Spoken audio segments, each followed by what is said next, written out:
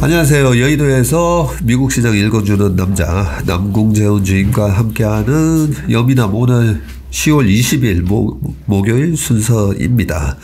네, 미국 시장이 어제 조정을 받았는데 뭐 큰 조정은 아니었어요 보니까. 네, 그렇습니다. 지난 이틀 동안 상승을 한 뒤에 어제 잠깐 하루 좀 쉬어갔는데요. 네. 다우가 0.33%, S&P 500 0.67%, 나스닥 0.85% 하락을 했습니다.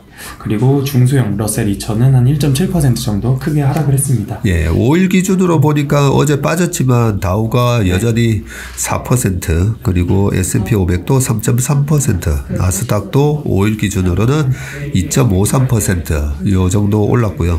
어제 오르면서 그 시장이 조정을 받았는데 그 국채 금리가 네, 어제 좀 많이 올랐더라고요. 어제 10년물, 2년물 모두 13bp씩 상승했습니다. 10년물 같은 경우 4.13%로 마감을 했고요.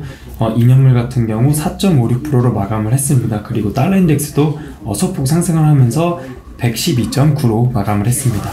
예, 10년물 국채 금리가 아무래도 그 11월 초에 아직까지 그 이번에 75bp 인상하는 FOMC 회의가 11월에도 있고 12월에도 네. 있는데 지난번 6월 달에도 6월 15일 FOMC 회의에서 75bp 인상하기 전에 10년물 국채금리가 6월 14일까지 예, 그때 3.48%까지 크게 오르다가 오히려 FOMC 회의 이후에는 금리가 떨어졌던 것 같은데 이번에도 아마 뭐 비슷한 모습 보이지 않을까 그런 생각이 듭니다. 네, 그리고 최근 시장이 상승을 했었고요. 기업들의 네. 실적 호조가 시장의 상승세를 좀 이끌었었던 것 같습니다. 그래서 현재 3분기 실적 시즌이 진행이 되고 있고 현재까지 63개의 종목들이 그 실적 발표를 했습니다. 시가총액 비중으로는 약 한 18% 정도가 되고요. 발표치 반영 시에 S&P 500 합산 순이익은 컨센을 약 한 1% 정도 상회를 했습니다. 예. 종목별로는 약 45개의 종목이 순이익, 컨센서스를 상회를 했고요. 합산 순이익 기준으로 은행 그리고 금융 쪽 그리고 자동차 등이 컨센서스를 주도해서 상회를 했다 이렇게 봐주시면 되겠습니다. 지난 2분기에도 제가 기억이 나는데 그때도 그동안에 이제 평균이 S&P 500 실적 발표 때 한 77%, 78% 컨센을 상회했다면 네. 지난 2분기가 이제 그 평균보다는 밑도는 네. 딱 70% 정도 상회를 했던 걸로 네. 기억이 나는데 지금도 뭐 비슷한 네, 흐름이네요. 비슷한 흐름인 것 같습니다. 네, 그리고 어제 발표가 되었었던 경제 지표들 쪽 보시면 건축 허가 건수와 건축 착공 건수가 발표가 되었습니다. 건축 허가 건수는 156.4만 건으로 나오면서 컨센서스와 전월달 대비해서도 증가한 것으로 발표가 됐고요. 반면에 건축 착공 건수가 크게 감소했습니다. 예. 143.9만 건 나오면서 컨센서스와 지난달 대비해서도 크게 감소를 했고 MOM으로는 8.1% 이렇게 줄었습니다. 8.1%는 많이 줄었네요. 네, 그렇습니다. 그래서 미국의 이 모기지 뱅크 어소시에이션 이 MBA에서 30년 고정 평균 모기지 대출 계약 금리가 6.94%로 전주 대비해서도 증가했다라고 발표를 해줬고요. 예. 주간으로 발표를 해줍니다. 여기는 그래서 2002년 이후 한 20년 이후 최고치를 기록을 했다라고 합니다. 그래서 모기지 신청 건수가 전주 대비해서 4.5% 감소를 했다. 그리고 주택담보대출 수요는 1995년 이후 최저치를 기록을 했습니다. 아, 그래요? 네. 근데 2002년 이후 최고치를 기록했다라고 돼 있는데 그 글로벌하게 부동산 시장이 본격적으로 상승을 했던 게 2003년부터거든요. 2003년, 4년, 5년, 6년까지 굉장히 큰 폭으로 상승을 했었는데 그때도 2020년 상반기까지 이제 페드가 금리를 6.5%까지 올리다 보니까 그 영향 때문에 아마 2002년 초까지는 이 모기지 관련된 부분이 30년 고정평균 모기지 대출 계약 금리가 6.94인데 네. 이게 2002년 이후 최고치라는 말이죠. 네, 그렇습니다. 네. 일단 30년 고정 모기지 금리가 올 초에 거의 3%였다가 지금 거의 두 배 넘게 오르고 있으면서 저희가 좀 어제 NAHB 주택 그 시장 지수 한번 살펴봤었는데 네. 어제 되게 안 좋게 나왔었잖아요. 네, 38인가로 나왔었습니다. 컨센이 43이었고요. 지난달에 46이었었는데요. 그래서 최근에 주택시장, 부동산 이쪽이 좀 굉장히 좀 안 좋은 것 같다. 좀 이런 지표들이 좀 말을 해주는 것 같습니다. 아무래도 연준이 제가 뭐 여러 번 말씀드리지만 그 부동산 시장이 이렇게 갑자기 급등하는 부분에 대해서는 되게 부담이 많을 거예요. 2008년 금융위기가 말 그대로 이제 부동산 거품이 꺼지면서 나왔던 부분이기 때문에 아무래도 계속 좀 신경을 쓰지 않을까 이런 생각이 들긴 합니다. 네, 그리고 10월달 이 베이지북이 어제 발표가 되었습니다. 이 베이지북이라고 하는 것은 그 색깔도 베이지색이어서 그렇죠. 베이지북이라고도 하는데요. 일단 12개 연방은행별로 총재들이 각 지역별로의 그 현재 경기를 평가를 합니다. 그래서 내용 잠깐 살펴보면은 수요는 약화되고 있으며 경제는 완만하게 성장할 것이다. 인플레는 좀 장기화될 것, 지속될 건데 일부 지역에서는 좀 진정되는 조짐도 있었다라고 언급을 해줬습니다. 그리고 소매 지출 쪽에서는 뭐 큰 변화는 없었지만 자동차 관련해서는 높은 금리 상승과 비싼 차 가격으로 인해서 좀 판매 부진이 지속이 되고 있다라고 했고요. 그리고 좀 긍정적이었던 거는 리오프닝 쪽, 여행과 관광 활동, 이 트래블 앤 투어리스트 뭐 이쪽에서는 상당히 활발한 움직임을 보이고 있다라는 내용들이 있었습니다. 네, 그래서 그 이후에 여는 총재들의 발언들이 이어지고 있습니다. 닐 카시필이 미니애폴리스 여는 총재는 인플레이션 둔화 징조가 없다. 계속적인 금리 인상이 필요하고 특히 근원 물가 상승세가 문제인데 서비스와 임금 상승이 물가를 압박하고 있다라고 하면서 내년엔 금리 인상을 멈출 수도 있다 라는 부분을 얘기를 했고요. 또 가장 매파적인 인물로 알려진 제임스 블러드 총재는 주가가 떨어진다고 페드가 대응할 필요가 없다. 연준은 주식시장에 반응하지 말아야 한다라고 얘기를 했습니다. 또 인플레이션이 내년이 되어야 잡힐 것인데 기준금리는 4.5%에서 4.75%에 근접을 해야 한다라고 얘기를 했고요. 또 물가 잡기 위해서 실업률이 올라가야 한다. 인플레이션을 잡기 위해서는 이런 고통이 수반된다라고 얘기를 했습니다. 4.5는 4.75는 이제 올 연말 되면 4.5 되지 않습니까? 네, 그렇습니다. 이 블러드 총재가 뭐 올 초부터 계속 4.5에서 4.75까지 올라가야 된다라고 계속 얘기를 했었는데 다른 분들은 뭐 한 3% 이 정도를 얘기를 했었거든요. 그래서 이분의 스탠스는 여전히 변함이 없다라는 부분을 좀 확인해 봤고요. 또 CME 페드워치에서 11월 달에 75bp 기준금리 인상 확률이 95%로 거의 기정사실화 되어 있습니다. 그리고 12월 달에 75bp 인상 확률이 75%, 내년 2월 달에 25bp 인상 확률이 25%고요. 내년 2월 달에 또 50bp 인상 확률이 33%로 전망이 되고 있습니다. 그래서 이 최종 금리가 대체로 한 5% 수준에 좀 머무르지 않을까 이렇게 시장에서는 보고 있습니다. 지금 3에서 3.25니까 75, 75를 두 번 올려버리면 1.5가 되면서 4.5에서 4.75 연말 되면 되는 거죠. 지금 11월 달하고 12월 달에 FOMC 회의가 지금 두 번 남아 있는 상황입니다. 그리고 뭐 최근에 미국의 경기 침체 이슈들이 많았었는데요. 1, 2분기가 마이너스 성장을 기록을 했었습니다. 근데 이제 애틀란타 여는 GDP 나오에서 3분기 성장률을 2.8%에서 2.9%로 상향 조정을 했습니다. 일단 10월 27일 날 속표치를 발표를 할 예정인데 최근에 민간 내수 투자 성장률이 마이너스 3.6에서 마이너스 3.3%로 조금 개선이 됐습니다. 그래서 이런 부분들을 반영을 해서 3분기 성장률을 2.9%로 좀 상향 조정을 했다라는 내용이 있었습니다. 그래서 속보치 좀 더 관심 있게 봐야 될 것 같습니다. 지난 1, 2분기가 다 마이너스가 나왔었는데 이번 3분기가 이렇게 2.9 정도 나오고 그래서 지난번 어디선가 올 2022년 통틀어서 한 1.6인가 1.5 나오는 걸로 예상을 했었는데 3Q가 이렇게 잘 나오네요 보니까. 네, 그렇게 잘 나와서 있습니다. 그렇군요. 네, 그리고 유로존이나 영국 이쪽에서도 높은 물가 계속 문제를 일으키고 있는데요. 유로존 CPI가 9.9% 발표가 됐습니다. 컨센보다는 소폭 하회를 했고요. 영국은 CPI가 10.1% 나왔는데 컨센이 10%였습니다. 아, 그래요? 네, 컨센이 10이었는데 소폭 상회를 했습니다. 일단 유로존 쪽에서 10월 27일 날 통화정책회의가 있을 예정입니다. 지난 7월 달에 50bp 기준금리 인상을 했고요. 9월 달엔 75bp 인상을 했는데 이번 10월 달에 대체로 시장에서 75bp 인상을 전망을 하고 있습니다. 그래서 기준금리가 한 2%까지 올라갈 것으로 좀 전망이 되고 있는 상황입니다. 예. 어제 뭐 유럽 쪽도 주요 지수들 한번 살펴보시면은 영국이 한 0.24, 그리고 유럽 쪽 스탁스 600이 0.34, 프랑스 0.44, 독일 0.92 이렇게 지수는 전일에 대체로 상승 마감을 했습니다. 예. 또 5일 기준으로 봤을 때도 대체로 좀 강세를 보이는 모습입니다. 예. 유럽 시장은 아마 어제 그저께 밤 미국 시장이 올랐던 것을 후행적으로 반영을 하면서 아마 그랬던 것 같고요. 섹터별로 보면 어제 미국 시장 같은 경우에는 에너지 섹터만 네, 올랐네요. 그렇습니다.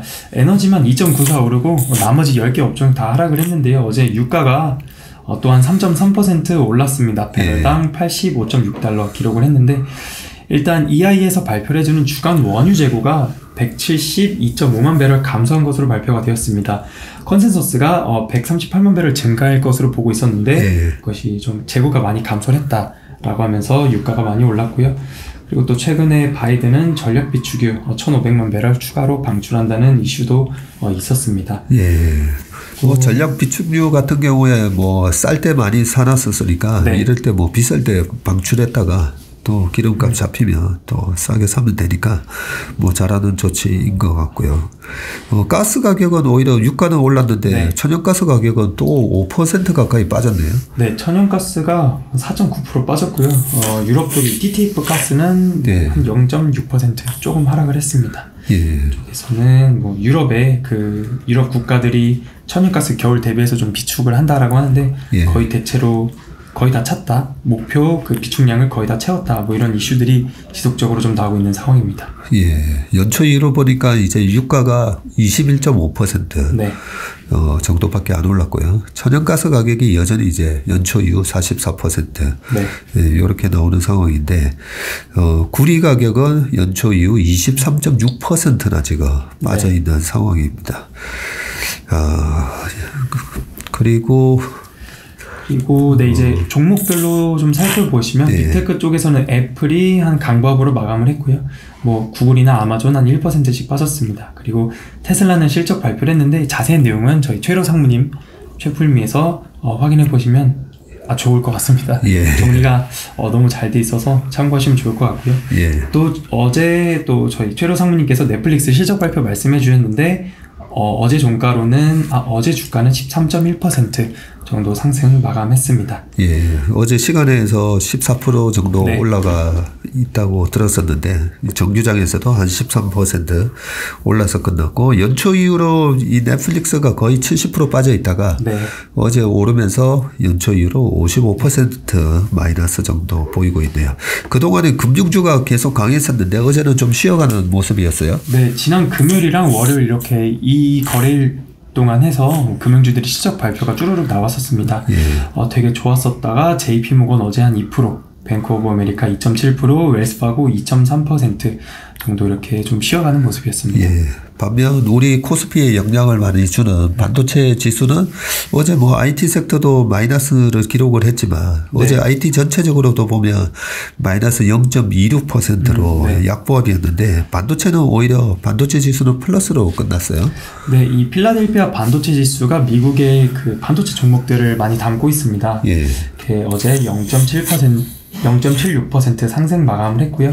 뭐 엔비디아도 0.7 올랐고 마이크론 같은 경우 0.9%, 반면에 AMD는 한 1.2% 하락을 했습니다.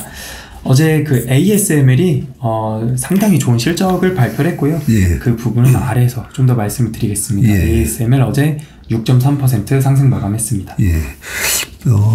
올해 작년부터 뭐 우리 시장이 계속 약세를 보이다가 올해도 굉장히 약한 모습 보이면서 우리나라 시장에 대해서 많이들 이제 실망하시는 분들이 많았었는데요.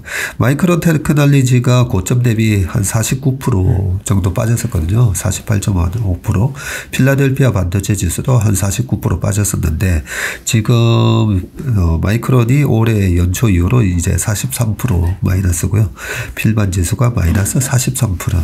그리고 최근에 우리나라 삼성전자, 하이닉스도 그 조금 강세를 보였던 이유가 이렇게 반도체 섹터가 미국 시장에서 가장 안 좋았던 네. 섹터였는데 최근에 바닥을 잡아가는 그런 모습을 보이는 게 우리 시장하고 굉장히 동조화돼서 움직이는 흐름이다라고 생각이 됩니다. ASML 같은 경우가 어제 큰 폭으로 올랐다는 게 되게 네. 중요한 부분인 것 같아요. 네, 그래서 바로 좀 실적 내용 말씀드리겠습니다. 3분기 실적 발표를 했고요. 여기는 그 네덜란드에 있는 회사인데 미국 쪽에서도 거래가 됩니다. 예. 그래서 시적 발표는 유로로 나왔고요. 일단 매출액이 5.78 빌리언 유로로 나왔고 EPS가 4.29 유로 나왔습니다. 그래서 컨센서스를 모두 상회하는 실적을 발표를 했습니다. 그래서 총이익률, 이 GP 마진이 51.8% 발표가 되어서 상당히 잘 나왔고 신규 수주액이 89.2억 유로로 역대 최대치를 갱신했다라고 합니다. 예. 그래서 이런 부분이 상당히 잘 나왔습니다. 그리고 이 EUV, 이 장비는 여전히 수요가 공급을 초과를 하고 있는데 전체 매출액 중에서 EUV 비중이 2분기에 약 한 48%에서 3분기에 51%로 또 증가를 했다라고 합니다. 그래요? 네, 그래서 이런 부분 좀 참고해 주시면 되고요. 최근에 미국에서 중국 관련한 규제들이 계속 나왔었습니다. 그래서 어떤 기업들이 이런 규제 영향을 받을 것이냐, 아니면은 뭐 별 영향이 없느냐라고 했는데 ASML 같은 경우 중국 규제 영향은 좀 제한적이다 라는 입장입니다. 미국 정부의 중국 반도체 산업 규제에 대해서 타 장비 업체와는 다르게 23년 매출에 큰 영향이 없다고 또 얘기를 했고요. 3분기 매출액 내 중국 비중은 15%인데 23년에 매출액 중국 규제에 따른 리스크는 한 5% 정도밖에 안 된다. 이렇게 또 언급을 해줬습니다. 예, 뭐 TSMC랑 삼성전자에서 이 EUV 정보 확보하려고 그죠? 네. 뭐 아도를 쳐가기 때문에 ASML 같은 경우에는 전혀 영향을 받지 않고 네. 신규 수주액이 거의 우리나라 돈으로 90조가 넘네요. 예. 이런 상황이 나오다 보니까 ASML도 제가 보니까 주가가 거의 50% 빠졌었거든요. 네. 예, 빠졌는데 강한 반등을 보여주는 것 같고 램 리서치 뭐 이런 기업들도 보니까 어제 강세를 보였어요. 여기도 그 웨이퍼 제조 장비 뭐 이쪽 반도체 하는 회사입니다. 어제 시장에서 2.5% 올랐지만 시간 외에서는 한 1.8% 정도 하락을 했습니다.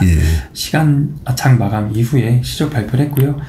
이 회사 매출액이 5.07 빌리언 달러 발표가 되었고 EPS가 10.42불 기록을 했습니다. 그래서 컨센서스를 모두 상회하는 실적을 발표를 했고요.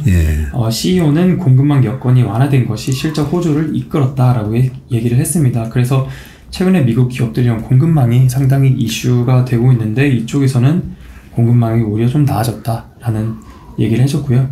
그리고 또 이쪽에서는 중국향 수출 규제를 반영한 다음 분기 가이던스 매출이 4.8에서 5.4 빌리언 그리고 EPS는 9.25에서 10.75로 컨센서스를 상회하는 수준의 가이던스를 또 제시를 했습니다. 그래서 이런 실적도 잘 나왔고 가이던스가 컨센서스를 상회하는 실적의 가이던스를 주었는데 다만 수요 감소 그리고 중국 수출 규제로 내년 웨이퍼 제조 장비 시장이 20% 이상 감소될 것으로 전망을 했습니다. 그래서 이런 부분이 또 아주 좀 부정적인 거로 좀 보여지고요.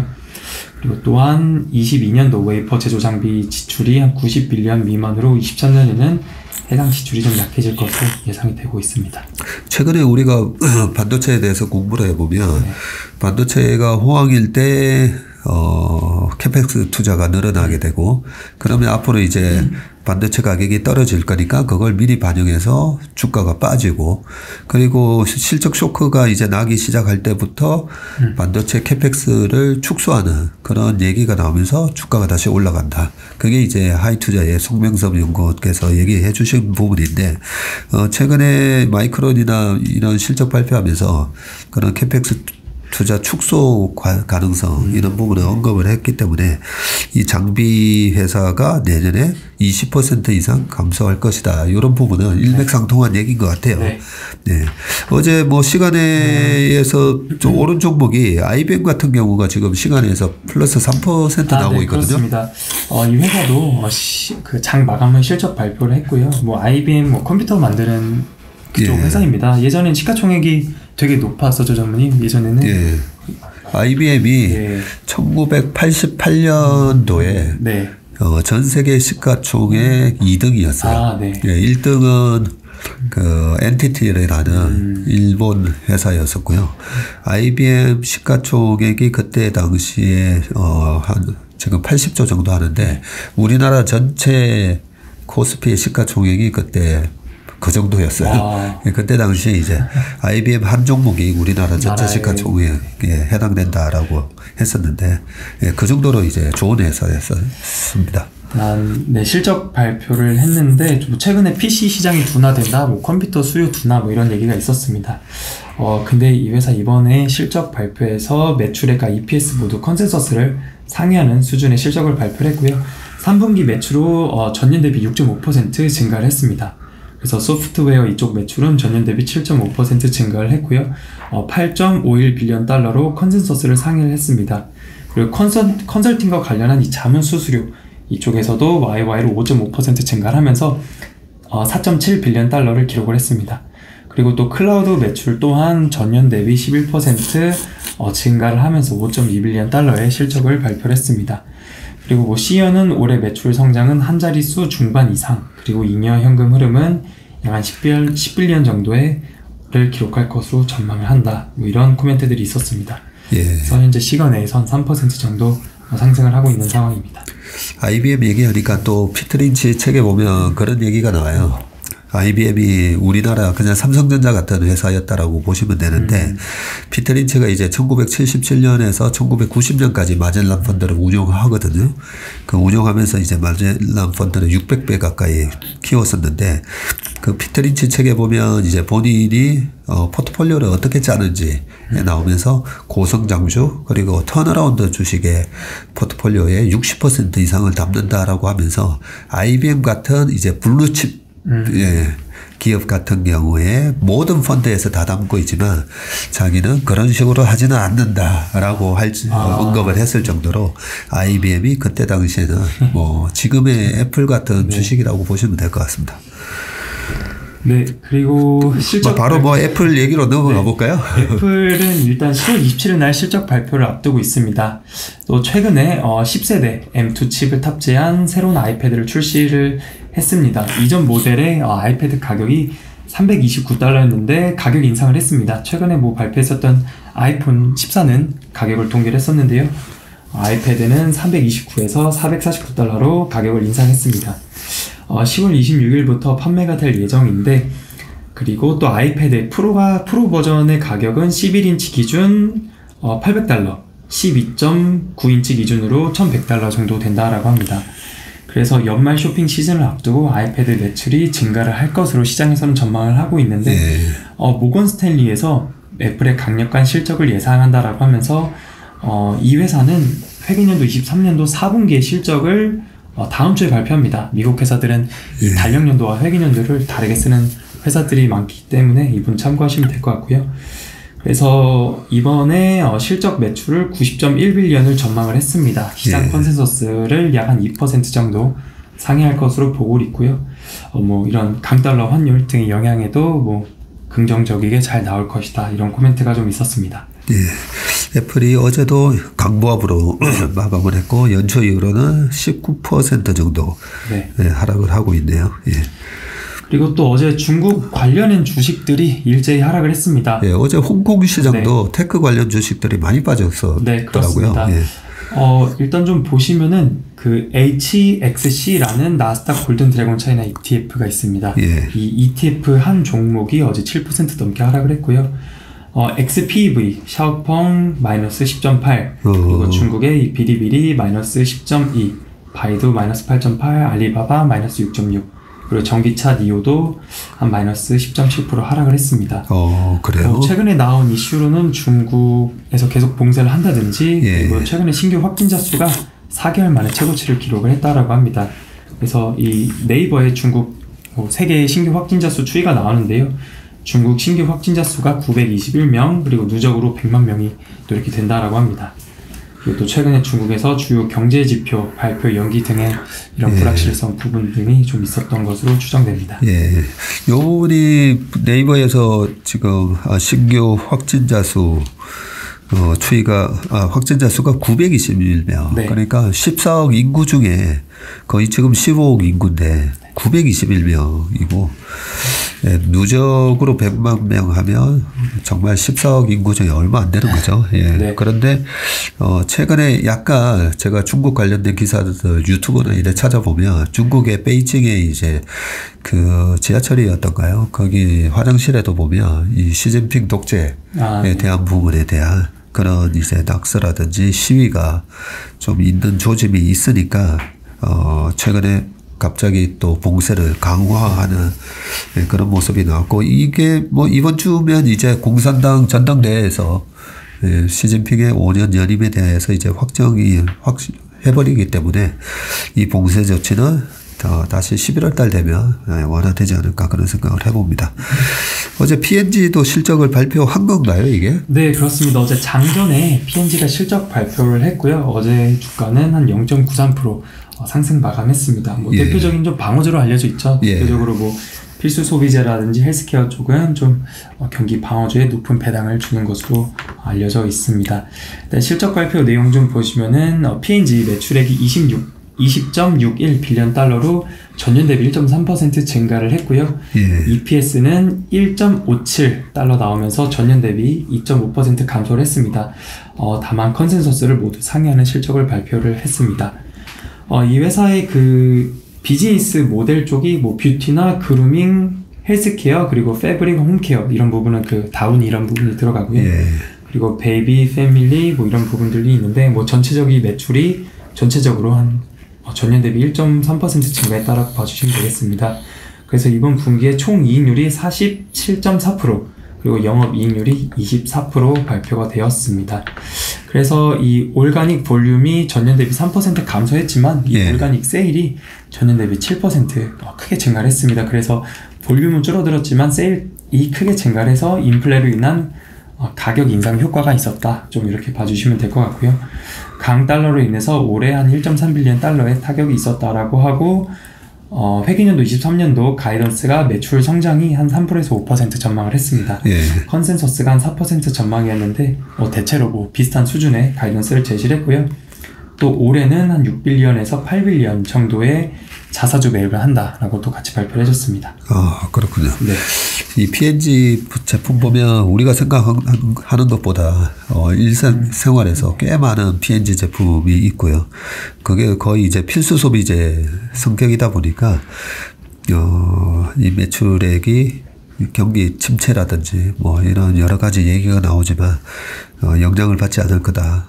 라는 부분. 그리고 P&G의 제품 중에 보면 이런 화학 제품들이 또 네. 많이 쓰이기 때문에 보통 2001년, 2년도 이렇게 닷컴 버블이 무너질 때도 이런 주식들이 굉장히 탄탄하게 버텼었거든요. 그런 부분들이 이제 원자재 가격이 떨어지면 오히려 수익성이 개선되는 그런 모습으로 나올 것 같고, 당장은 여기도 적혀 있지만 다국적 기업이다 보니까 강달러로 인해서 올해 1.3빌리언 정도, 네. 우리나라 돈으로 거의 한 2조 정도는 타격을 받는다라고 돼 있는데, 정말 놀라운 게 이제 GP 마진이 47.4% 그리고 OP 마진이 24%. 이런 필수 소비재 성격의 회사가 OP 마진이 24%나 나오니까 참 대단하다는 생각이 듭니다. 이런 게 OP 마진이 한마디로 이 B2C 기업이잖아요. 예, 그렇습니다. 고객에 대한 충성도를 나타내 주는 거거든요. 그래서 다른 경쟁자들이 비슷한 제품을 아무리 많이 만들어내더라도 이 P&G의 제품을 이렇게 마진이 24%나 남는 그 가격에도 산다는 얘기잖아요. 그렇습니다. 예. 그래서 이렇게 시장이 안 좋을 때 기업 실적 발표를 통해서 또 참 놀라운 회사구나, 위대한 네. 회사구나, 이런 생각을 하게 됩니다. 예. 혹시 언급 안 하셨던 내용이 있나요? 거의 다 했고요. 뭐 이후에 뭐 이번 주 다음 주 계속 실적 발표가 있고 예. 빅테크들이 특히 다음 주에 계속 이어집니다. 그래서 그래요? 네, 종목들 아침에 바로바로 실적 나오는 대로 좀 말씀드릴 수 있도록 하겠습니다. 예. 그러고 보니까 지금 어닝 시즌이네요. 네, 예. 그렇습니다. 예. 조금 수고스럽겠지만 이렇게 P&G가 됐든 네. 이 실적 발표할 때마다 이렇게 네. 짧게라도 요약을 해서 좀 얘기를 해주시면 고맙겠습니다. 네. 예, 그러면 오늘 여민함 순서 여기까지 하겠습니다. 고맙습니다.